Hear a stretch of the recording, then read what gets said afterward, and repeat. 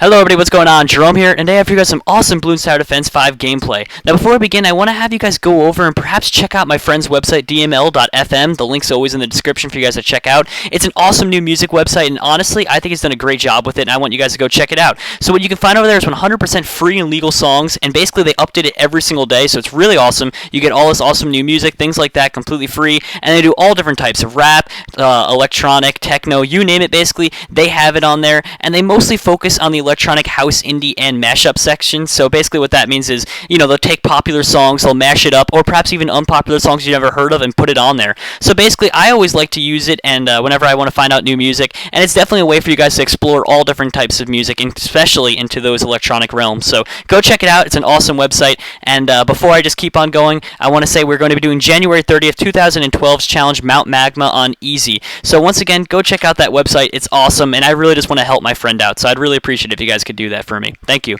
So let's get going with this. Now this challenge is a little bit harder than all the other ones. Before I go, I'll take off all the premium upgrades, that way it actually is fair and it doesn't seem like I'm cheating. Everything's taken off except for the triple lives one, which I know how to take it off now, but I completely forgot. So for all intents and purposes, just pretend it says 200, and I promise you guys I will not lose more than 200 lives throughout this gameplay. It really isn't that difficult of a challenge, so I'm not going to lose that much, so just hold me to that, pretend the number says 200, and don't think anything of it. So here we go. What you want to start off doing is building the only tower you can, which is the boomerang tower, and upgrading him probably 2 to the left, and then focus on maybe going to the right a little bit, like Sonic Boom, which lets you go through frozen balloons, which doesn't really do anything. You really only upgrade it to get to the next upgrade. But still, the boomerang tower is actually really strong. And the thing I like about these special missions or these daily challenges is that it gets you thinking outside the box. And a lot of the times, people don't really like to use the boomerang throwers. They don't think they're powerful. This, and that. There's a lot of reasons they don't like to. But the thing is that people don't realize is that they actually are extremely good boomerang towers, especially if you upgrade them correctly. You can get them to pop through lead balloons, you can get them to go from chaining between up to I think like 10, maybe even 20 balloons. You can get them to be throwing tons more of those at the same time. He really becomes extremely powerful. So the boomerang thrower is a lot stronger than you would ever think. Now the other towers you can get are the Super Monkey, the Monkey Village, and the Mortar Tower. Those are the only ones you can build besides this, so really you gotta kind of use what you can with those 4 upgrades. You can't even use road spikes or exploding pineapples. The special agents, however, are actually still active, so if you are lucky enough to have extras of those, you can use those, and hopefully they kind of help you out a little bit. Sometimes they do, sometimes they don't. A lot of the time they kind of just are a little bit cheap, and they make the whole mission redundant because they cost more than the actual mission will give you back. But if you're just that desperate to beat every challenge, I suppose you could do that. Now, if you look at our live counter, we did lose 1 life, which is a little sad. I kind of wanted to do a perfection on this, and we basically just ruined that. But it's not the end of the world by any means, so, I'm not sad at all about it. I still think we're going to do perfectly fine. So I would probably start off by building 2, maybe even 3 boomerang towers, especially to the north side of this, and then taking advantage of that, and perhaps building 1 more on the south side, just so that you can kind of hit everyone as they come out of the starting gate if you put them up top, and then while they start making it around the track, you can basically get a constant hit on them at all times. One thing to keep in mind is that the boomerang throwers, if they're chaining their attack, they can hit outside their AoE, which is the gray area. They can actually hit pretty much anywhere they want as long as it's chained correctly and the target's actually pretty close to it. Other than that, you shouldn't have any trouble at all with it, so that's always a plus. Now, I'm going to put down 1 boomerang tower to the south, I guess, just like I did before, and then after that I'm going to start getting my mortar towers in position, because those are really, really important. Plus, I kind of need something like right here. Ready for this? You need to be able to have them pop through lead balloons when you're ready, so make sure you set that up correctly. The mortar towers I'm going to need for one simple reason, and that's because they're going to be the only thing that's really going to be able to hit the camo balloons for me until I set up a monkey village with radar scanner on, which is very costly and it's going to take a long time to get to be able to do that. So that's why I kind of want to come out of the gates pretty strong. But I think as long as you upgrade your mortar tower, you should be fine. Things should start going in your favor, and this hopefully won't be that difficult of a task. So I would suggest probably putting the mortar tower right about there on the actual spawn itself. You can get awesome upgrades with it, such as napalm, which burn through multiple layers, kind of the same way that corrosive glue would. You can also increase your accuracy to make sure that it hits its target every time. And take a look at how much better we're doing just by upgrading that turret 2 times, 1 to the left and 1 to the right. So with those 2 upgrades, you can actually make an extremely powerful tower, and it actually helps out a lot.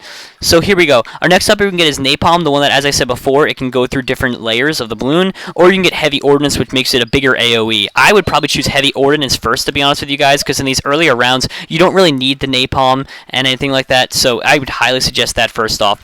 Now, you can get other upgrades, such as this one right here, which lets you go through an extra 2 layers of balloon with a single attack, which is awesome for mortar strikes. But the thing is, as you can tell, we can't actually get that because we have to switch to the right side to hit camo balloons. It's an unfortunate fact, but you can't get both those at the same time, and that's just how Bloons Tower Defense is. So let's get that one going right there, and bam, now we can finally hit camoed targets, and that should be able to help us out in the long run.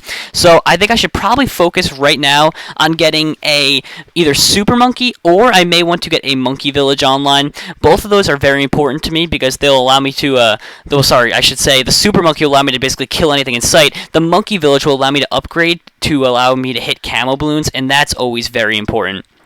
So, as you just saw there, we saw our first lead balloon, and that basically means that we're about to start running into a little bit of trouble. So remember, guys, if you run into that trouble, just upgrade 2 to the right, and you'll be able to, 2 to the right on your boomerang throwers, and you will be able to actually end up hitting the lead balloons and popping through them. Although, if you use the mortar tower, such as I did, you should be able to get through any lead balloons that run your way, and basically alleviate any troubles you'll find.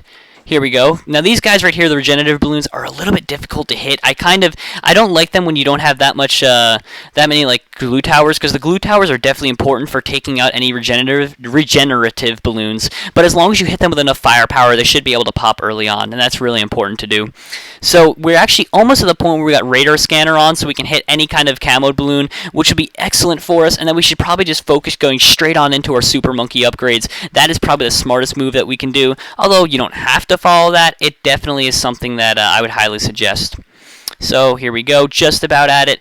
Bam, we can now start building our Super Monkey, everything like that, get everything online, because with that radar scammer, no camo balloons will go unpopped, basically. And this right here can also increase the range, which I'm going to quickly do, because now, look at that, he actually leans over a little bit to the south side of the track, which is especially important in this. I will say that much. It's definitely underrated, but it really is strong. Now, before I get the 15% attack rate increase, I think a Super Monkey is more important before doing that, but the 15% attack rate really does make a strong difference, so I'd highly suggest getting that at one point or another, and I don't think you guys will be dissatisfied. So in total, we've lost a total of 4 balloons up there, as you can tell. Not the end of the world, though. As I said before, we're only going to play with 200 lives instead of that 600 up there. So to be fair, so that no one thinks that I, use my premium upgrades to my advantage, because I didn't. You saw me shut all my premium upgrades off, and so we should be able to work that out. Now, right here, we're about to run into a little bit of trouble. Fortunately, though, our boomerang throwers are doing a little bit of damage there, and they were able to stop them just in the nick of time. I had to slow that down there, though, to make sure, because that was a little bit of a scary situation. So here we go. We can set up our Super Monkey online. And now with a single Super Monkey, watch this. Look how quickly we'll be able to take them out over the gates. So we're pretty much strong where we are right now, and I would highly suggest doing my typical upgrade for Super Monkeys, going 2 to the left and 3 to the right, which will give you guys the Laser Blast, Plasma Blast, the 2 Epic Range upgrades, and then finally it'll also give you the last upgrade, which is Robo Monkey, which is really awesome upgrade to have. And I don't know, personally, I think that's probably one of the better upgrades in this game. Alright, so at the end of this game, you should probably have around 2 fully upgraded Super Monkeys, and by fully upgraded, I mean 2 to the left and 3 to the right, not like, 4 in any direction. Basically just fully upgraded in Jerome terms, I guess you could say. That's really what you should have by the end of this. And you might also want to increase your attack rate, which I said earlier. You don't have to, though, but it's highly suggested. Alright, here we go. We're about to get Plasma Blast, and look at how good Plasma Blast is right there. That's what I love. I just love that drastic change from Laser Blast to Plasma Blast. It really makes this game completely overpowered, and it makes it a lot more easy to play.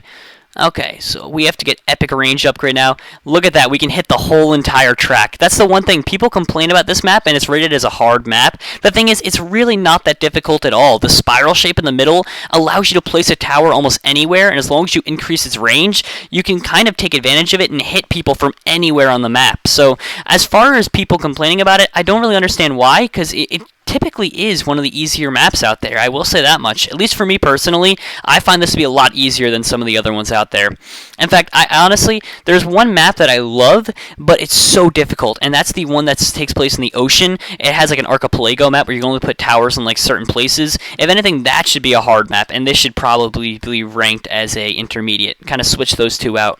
But of course, you know, not everyone agrees with me. I'm sure there are people that have difficulties with this, just as there are probably people that don't have any difficulty at all with the archipelago map. So, yep. Here we go. We're on round 48 of 50. We are almost done with this, and we should be good to go after that. So this is definitely going to be good. Here we go. With those two boomerang throwers, we're kind of setting ourselves up. The one at the bottom of the map really isn't serving much of a purpose, and that's not that big of a deal. Although it would be a lot easier if he was kind of fighting with us, but he, you know, at his current place that he is, he can't really do anything, and it's not even worth upgrading him anymore. So if you want to scrap him for extra money, I wouldn't have a problem with it, and it shouldn't like cause any trouble with you in the game. So you can scrap him at any time if you would like, or if you want to focus on him, I guess you can upgrade him if you're into that. But personally, not me. Now keep in mind, round 49 will dump a lot of money on you before the big Moab round. So get yourself prepared for those Moabs, you know, kind of set yourself up, maybe build a second Super Monkey, which is actually what I'm going to be doing. And I know earlier I said you should be able to get 2 fully upgraded Super Monkeys. I guess that was a little bit of an exaggeration, but you definitely will be able to help yourself out a lot and get, you know, 2 Super Monkeys overall, not fully upgraded, but at least 2 of them.